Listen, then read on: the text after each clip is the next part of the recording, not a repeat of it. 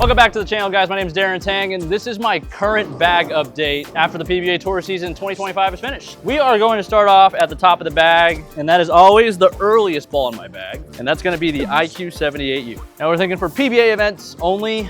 If I were balling something other than a PBA event, I'd probably bring a fast pitch or a pitch black, just because I like those two urethane balls much better, and they don't have the hardness restriction. We're bowling on a broken down house shot, so a lot of these balls may not look so good. Some better than others, but that's what you want, right? When you have a 6-ball arsenal, you want variety. Variety is very important. So I'm probably not going to throw this one very many times because early hook, a lot of slop down lane, no good.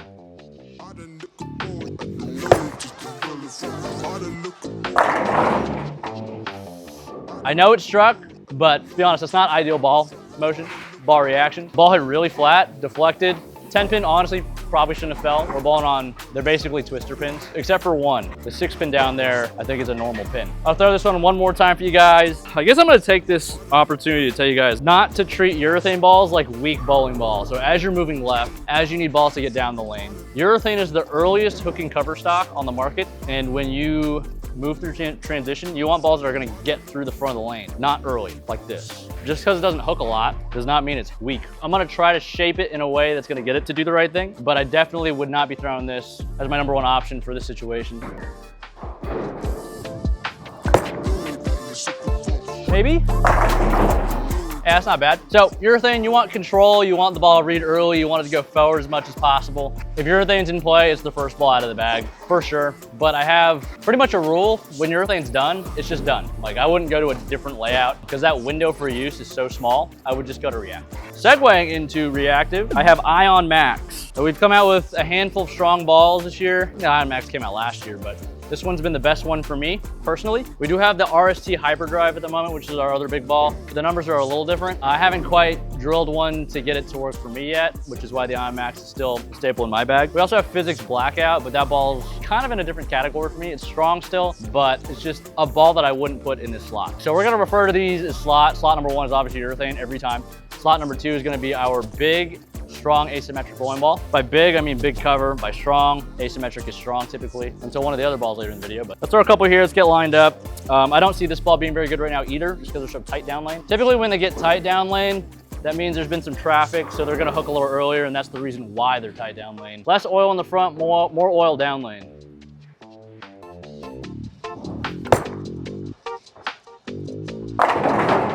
So again, I know it struck, but it was kind of the same as the first time. The IQ78 struck, kind of burned up. The pins kind of helped it there, just because twister pins are a little bit lighter. But yeah, that tells me it's burning up because it didn't shape the way I wanted it to. It went forward, which is good, but it didn't shape correctly and go forward through the pins the way we needed to strike a lot of times. Let's make an adjustment again, like the urethane ball. See if we can get it to do the right thing. Well, this is typically my first ball out of the bag, in practice as well.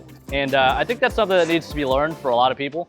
When you practice, don't start where you're going to play, because every shot you throw changes the lanes. The more shots you throw, the more it changes the lane. If you throw shots in the spot that you want to play to strike, you're gonna force yourself off that spot. So I recommend taking the strongest ball you have, try to game plan, try to set the lanes up the way you want it to, so that you can achieve bigger scores. So play further right than you're gonna start. A lot of pros you'll see, they're missing the head pin to the left, they're just breaking the lanes down. And then when they start bowling, they got a little bit misroom to the right, and when you have missed right, typically you have missed left. So we're gonna move a few here. We're gonna drop the speed. We're trying to find more oil to allow this ball to retain and come off the spot a little bit better. Oh, that is mega left. So it was more or less the same shot. Mixed up the pins a little bit better though, so that's telling me it's retaining a little bit more energy, but again, not my #1 option. Let's get into the next one. I think the progression for me here, honestly, would be Rockstar. I like to have a nice versatile middle piece in the bag. It's got a strong cover. It's got a strong symmetric corp. So these are the most versatile types of bowling balls for me personally. I drilled this one really strong though to make it so that I could play a little bit straighter. So this one's not as good trying to hook. We're gonna move a little right. Probably gonna be about an arrow here, but the symmetric balls are typically gonna be a little rounder. They're not gonna go forward as fast. So it's gonna be a little easier to create a rounder shape.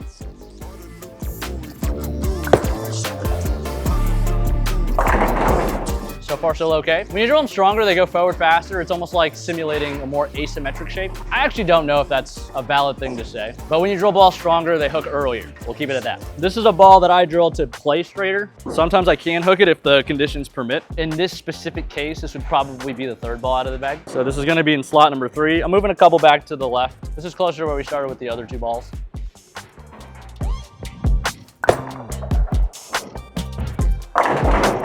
Yeah, kind of the same. These stronger covered bowling balls are just not reading the lane great right now. I know I have 6 strikes, but I'm trying to optimize my ball reaction so that I can strike as much as possible. Not really helping my cause here considering I haven't missed yet in the video, but yeah, that would be slot number 3. Rockstar is basically our phase 2 replacement. So if you have a phase 2 that's getting old, we still make the phase 2, so I would recommend getting another one if you like the phase 2. But if you want something a little bit different, but still in the same realm, Rockstar is gonna be the ball. All right, now, I think this is a ball that wasn't super popular, but you've been seeing it a little more in the playoffs. The Attention Star S2 has been one of my favorites two-handed so far, just because it slows down a little more than the original one.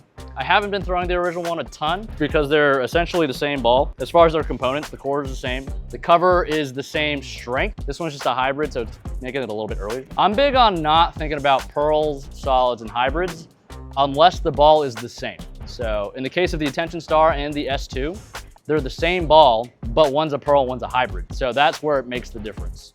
But when you talk about completely different bowling balls, like an IQ Tour Solid versus an Origin, one's a hybrid and shiny, and one is dull and a solid, but the IQ Tour is a weaker ball. That's kind of where you have to balance that. But Attention Star S2 has been super versatile for me. I play a lot of different parts of the lane. I could hook it, I could play a little bit straighter, but it blends the lane pretty well for me. It's been one of my favorites so far this year.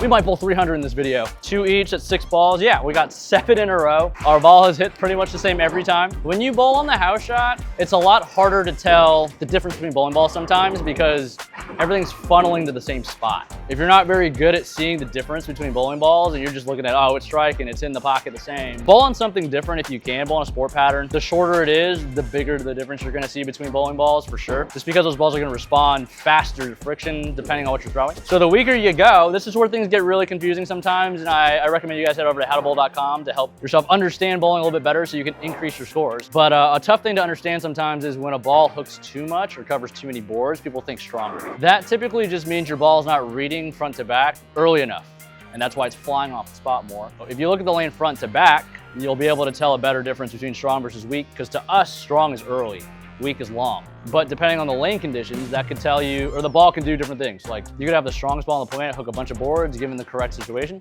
You have a plastic ball hook a bunch of boards given the correct situation. So left to right doesn't really define strength. It's definitely more front to back, and that makes it a little more clear from ball to ball. And that's why we have slots and we work from top to bottom, earliest to weakest. So far, we have gone earliest to weakest from urethane to our strongest asymmetric ball, to our strongest symmetric ball, to the Attention Star S2. So if you guys have seen a bag update before in the past, they've all been one-handed, and it makes way more sense to me, obviously because I've bowled one-handed most of my career. And if I just look at this bag, if I drill all these balls one-handed, it probably wouldn't make a whole lot of sense in terms of progression. You know, it's just different bowling two-handed. That extra hole makes a big difference because you're not changing the core as much. All right, let's see if we can make a good one here. This is the best shot of the day. And the best looking result. So I probably would throw that ball right now just because it's a little bit cleaner than everything else I've thrown so far, but the core is still strong, so it wants to read the middle of the lane. Very nice. Typically the ball I'm gonna throw on the cliff, and the cliff is when there's more oil in the middle of the lane than the outside, and that ratio is so big that when you miss to the right, your ball hooks too much, and you miss to the left, your ball doesn't hook at all. And that's what happened to me in Korea. I missed the cut for the first time. I probably didn't move more than 3 boards left and right. My first shot missed the head pin to the right. I missed left in the oil. It never hooked. And then I moved back to the right on the same lane, 3 boards. I went high and left at 3-6-10. So instantly I'm thinking, it's not the right ball. This pair's mega cliff. What do I do? I actually went back to this ball, and it was the closest thing I had, but I still shot 150. Just because we're professionals doesn't mean we're gonna bowl 300 every time. So I want you guys to know that. Anyways, I'm getting off on a tangent. Ball number 5 is gonna be the Ion Pro. And if you guys have noticed, a lot of these bowling balls are fairly versatile. When I bowl tournaments with only 6 balls, I'm trying to bring the most versatile balls per slot possible. So this is one ball that has made the biggest difference to me, one-handed versus 2. One-handed, super smooth. Two-handed, this ball goes sideways. The reason why it's in the 5th slot here is because of how clean it is two-handed for me. So changing that core makes a big difference for this ball because it doesn't have a lot of dip. So I always like to have a low RG, low differential bowling ball because it's just a different type of shape. So that is going to be this one for me. It is asymmetric, so the symmetric counterpart would be IQ Tours. But Ion Pro has been really good for me two-handed just because it snaps off the spot a little harder. Now, if this was a one-handed ball in this arsenal, it would probably be in slot 3 or 4 instead. But this is a two-handed bag. Oh my goodness. We're still alive. We got 9 in a row. But you see, I mean, I threw that one way to the right, but that one definitely came off the spot the hardest so far. I know the S2, the second shot, flushed up really nice. To me, that's ideal ball motion. Like, that's the perfect shape you want to make. This one got down the lane a little bit further, and it came off the spot a little harder. So that's why it's the next step down in the bag off the S2. So the gapping isn't terribly big because this cover's still pretty strong. The S2 cover is actually weaker than this one, but it's got a stronger core. Really just a different shape. We could flip-flop between slots 4 and 5. That's where it gets situational. It's like, what am I bowling on? It's not necessarily gonna be S2 to Ion Pro every time. Sometimes it's gonna be Ion Pro to S2. So it really just depends on what you're seeing, and then you have to make a good guess. That is way left.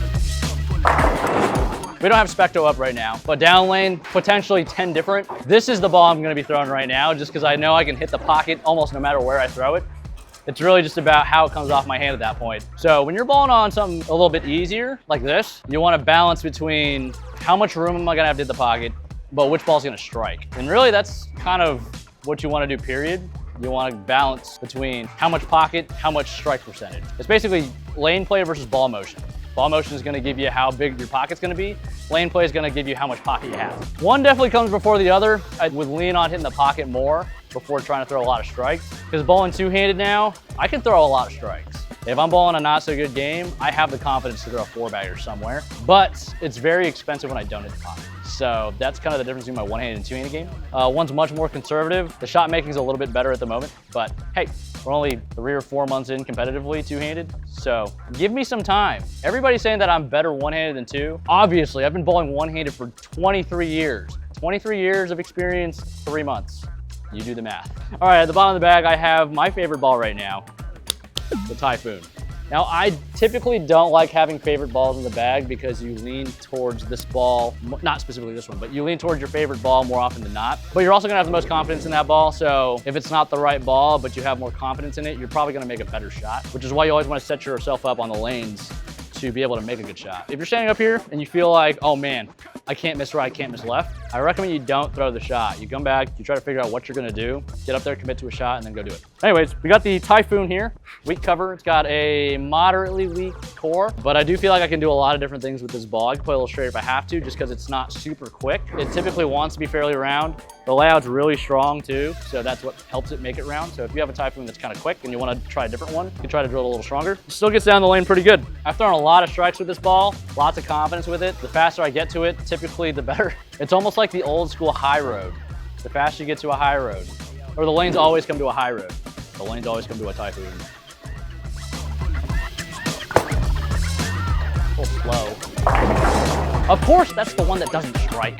4-9, kind of slow. To be honest, I wouldn't throw this one right now just because of how cliff they are. I know if I get a little fast, it's probably gonna blow through it. That sucks, man. That's basically what? That would be 287 because we probably get the one. If we spare it, 288. If we don't get any, 286. At that point, I'm gonna get the one. I'd rather have the one than risk it and not get the one. The upside to going for it is not as high as the downside to missing it, even though it's only 1 pin. But 1 pin can make the difference. All right, we'll move a little bit left, maybe throw it at the same speed, maybe, because I don't have very good control of anything two-handed. There we go. Well, that was exactly what I was afraid of. Getting too far into the oil with a weak ball. Doesn't want to hook, you get too close to it and it hooks too much. So that's my bag currently after the PBA Tour season is finished in 2025. Let me know what your bags look like. Would appreciate it if you like, comment, and subscribe. If you guys like this video, make sure you like it and let me know in the comment section down below and we'll do more of them. And the reason why we brought it back is because a lot of people were missing it. So thanks again for watching. We'll see you next time.